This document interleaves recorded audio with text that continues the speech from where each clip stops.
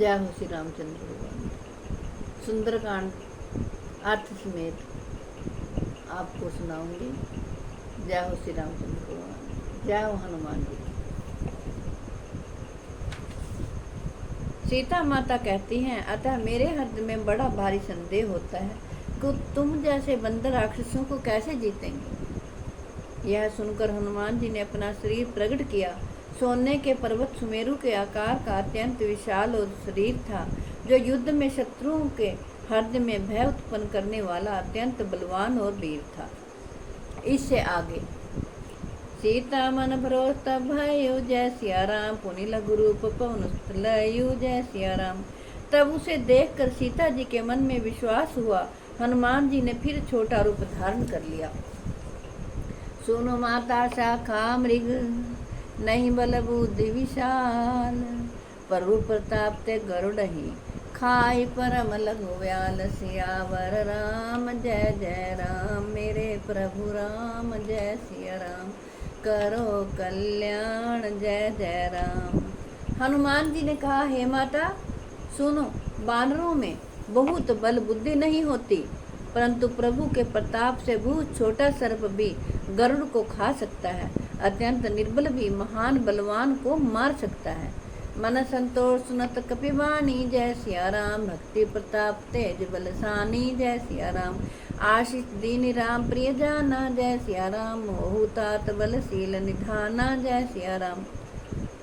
भक्ति प्रताप तेज और बल से सनी हुई हनुमान जी की वाणी सुनकर सीता जी के मन में संतोष हुआ। श्री राम जी के प्रिय जानकर हनुमान जी को आशीर्वाद दिया कि हे तात, तुम बल बुद्धि और शील के निधान हो। अजर अमर गुण निधि सुतो हो, जय सिया राम। कहो रहूं बहुत रघुनायक छोहु, जय सिया राम। करहु कृपा प्रभु सुनिकाना, जय सिया राम। निर्भर प्रेम मगन हनुमाना, जय सिया राम। सीता जी कहती हैं, हे पुत्र, तुम अजर, बुढ़ापे से रहित, अमर और गुणों के खजाने हो जाओ। श्री रघुनाथ जी तुम पर बहुत कृपा करें, प्रभु कृपा करें। ऐसा कानों से सुनते ही हनुमान जी पूर्ण प्रेम में मगन हो गए। भक्तजनों, सीता माता जगत माता है। जो माता हनुमान जी को इतने बड़े बड़े वरदान दे सकती है कि आप अजर अमर हो जाओ और भगवान श्री राम जी के प्रिय हो जाओ, तो क्या वो माता अपने आप वहाँ से बंदी से अपने आप को रावण की कैद से छुड़ा नहीं सकती थी? क्योंकि वो तो सृष्टि की रचयिता है। सीता माता, ये तो भगवान रामचंद्र जी की और माता सीता जी की लीला थी। ये साधारण मनुष्य की भांति उन्होंने कष्ट सहन किए और हमारे लिए उदाहरण प्रस्तुत किए हैं। भगवान श्री रामचंद्र जी ने रावण को मारने के लिए मनुष्य रूप में अवतार लिया नहीं, वो तो खंडों ब्रह्मांडों के मालिक थे। क्योंकि जो श्री रामचंद्र जी अगर साधारण मनुष्य होते तो विभीषण जी को जंगल में ही उन्होंने तिलक कर दिया, पहले ही राजपाट सौंप दिया और हमारे लिए कष्ट सहन किए, हमें शिक्षा देने के लिए कि ऐसे रहना चाहिए, माता पिता की आज्ञा करनी चाहिए। अब माता पिता की आज्ञा से ही वो 14 वर्ष तक वनवास में रहे और हमारे लिए उदाहरण प्रस्तुत किया। इसलिए हमें कोई भी मन में संदेह नहीं करना चाहिए। अब मैं आगे सुनाती हूँ। बार बार नाय सिपद सीसा, जय सिया राम। बोला वचन जोरी कर कीसा, जय सिया राम। अब कृत कृत्य भयो मैं माता, जय सिया राम। आशीष तब अमोघ विख्याता, जय सिया राम। हनुमान जी ने बार बार सीता जी के चरणों में सिर नवाया और फिर हाथ जोड़कर कहा, हे माता, अब मैं कृतार्थ हो गया। आपका आशीर्वाद अमोघ अचूक है, यह बात प्रसिद्ध है। सुनो माँ तो मोहि अतिशय भूखा, जय सिया राम। लागी देखी सुंदर फल रूखा, जय सिया राम। सुन सुत करहि विपिन रखवारी, जय सिया राम। परम सुगट रजनी चर भारी, जय सिया राम। हनुमान जी ने बार बार सीता जी के चरणों में सिर नवाया और फिर हाथ जोड़कर कहा, हे माता, अब मैं कृतार्थ हो गया। आपका आशीर्वाद अमोघ अचूक है, यह बात प्रसिद्ध है। हे माता सुनो, बंदर फल वाले वृक्षों को देखकर मुझे हे माता सुनो, सुंदर फल वाले वृक्षों को देखकर मुझे बड़ी ही भूख लग आई है। सीता जी ने कहा, हे बेटा सुनो, बड़े भारी योद्धा राक्षस वन की रखवाली करते हैं। तिन कर भय माता मोहि नाहि, जय सिया राम, जो तुम सुख मानहु मन माहि, जय सिया राम। हनुमान जी ने कहा, हे माता यदि आप मन में सुख माने, प्रसन्न होकर आज्ञा दें, तो मुझे उनका भय बिल्कुल नहीं है। हनुमान जी ने कहा था, हे माता आप मेरी पीठ पर बैठो, मैं आपको अभी ले जाऊंगा। पर लेकिन प्रभु की आज्ञा नहीं है, क्योंकि जो काम श्री रामचंद्र जी ने रावण को मारकर और सभी बानरों को लेकर रावण का वध करना था, इसी जिसके लिए इतनी लीला रची थी, उसी के लिए प्रभु श्री रामचंद्र जी ने सीता को लेकर आना था और तीनों लोकों में उनका यशोगान होना था। इसीलिए प्रभु श्री राम जी ही रावण को मारकर सीता जी को ले गए थे, क्योंकि रावण का अपराध इतना था, क्योंकि उसमें कोई भी बानर ऐसा नहीं था जो उनको ना हरा सके। वो सब देवताओं के अंश थे। हनुमान जी भी शिव शंकर भगवान जी के अवतार थे। देखी बुद्धि बल निपुण कपि, कहो जानकी जाहू, रामा कहो जानकी जाहू, रघुपति चरण हरदम धरी, तात मधुर फल खाहु, सियावर राम जय जय राम। मेरे प्रभु राम जय सिया राम, करो कल्याण जय जय राम। हनुमान जी को बुद्धि और बल में निपुण देखकर जानकी जी ने कहा, जाओ हे तात, श्री रघुनाथ जी के चरणों को हृदय में धारण करके मीठे फल खाओ। चले उनाई सिर पैठे बागा, जय सिया राम, फल खाया सितर तो रह लागा, जय सिया राम। रहे तहाँ बहु भट रखवारे, जय सिया राम, कछु मारे सी कछु जाई पुकारे, जय सिया राम। वे सीता जी को सिर नवाकर चले और बाग में घुस गए, फल खाए और वृक्षों को तोड़ने लगे।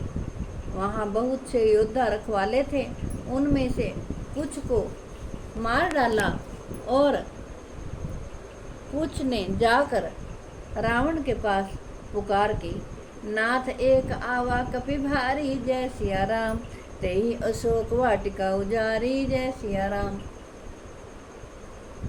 खाया सिफल और विट उपारे, जय सिया राम, रक्षक मर्दी मर्दी महिंडारे, जय सिया राम।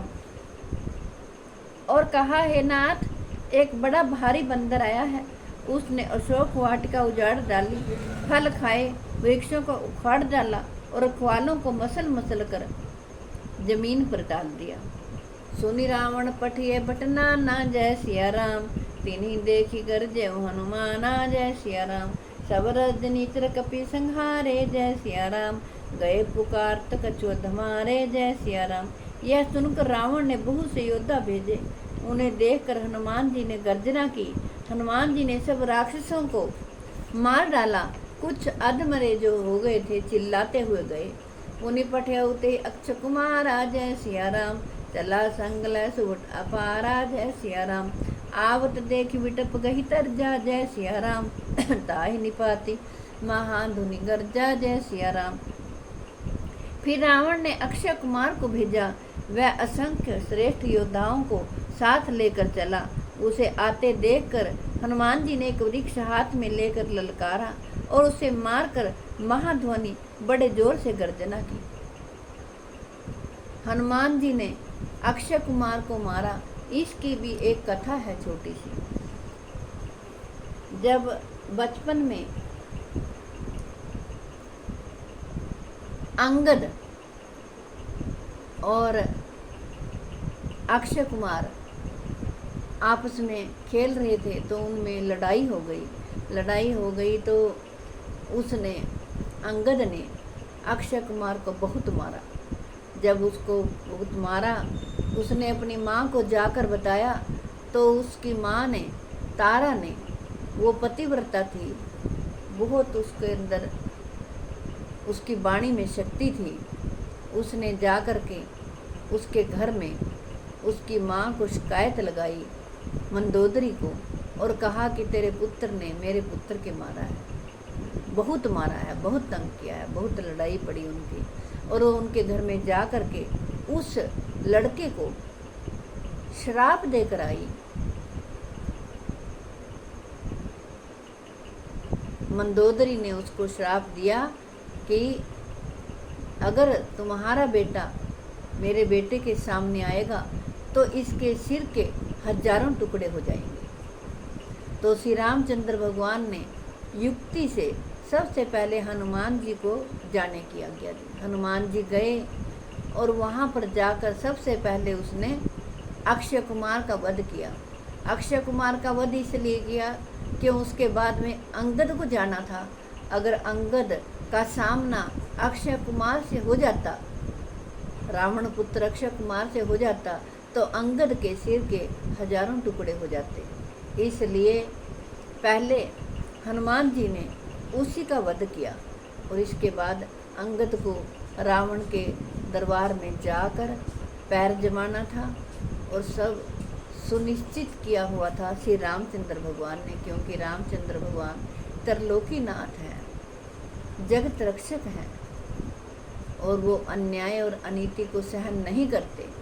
उन्होंने ऋषियों के दुख को देखकर, जब रावण ऋषियों को पूजा पाठ नहीं करने देता था, अपने राक्षसों को भेजकर उनके यज्ञ को विध्वंस करवाता था, तब भगवान श्री रामचंद्र जी ने देखा कि ऋषि बहुत दुखी हैं। तब उन्होंने भुजा उठाकर कहा था कि मैं सभी राक्षसों का वध करके पूरी पृथ्वी को राक्षस विहीन कर दूंगा।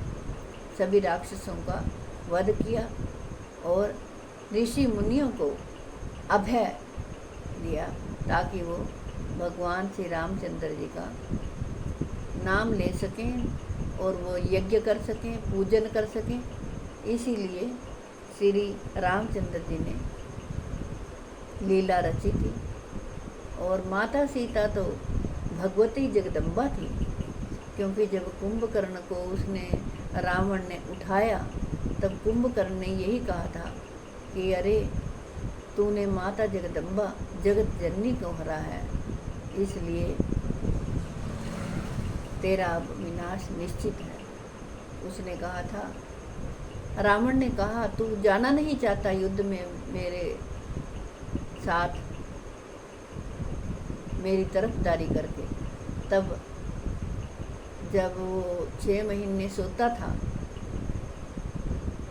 और 6 महीने जागता था, जब ब्रह्मा जी ने वरदान दिया था तपस्या करने के बाद इन सबको, तब कुंभकर्ण का विशाल शरीर देखकर ब्रह्मा जी ने कहा था कि अगर ये जागता रहेगा तो बहुत मुश्किल हो जाएगी, ये तो बहुत ही खाने वाला है, इसका विशाल शरीर है, सैकड़ों वो उसके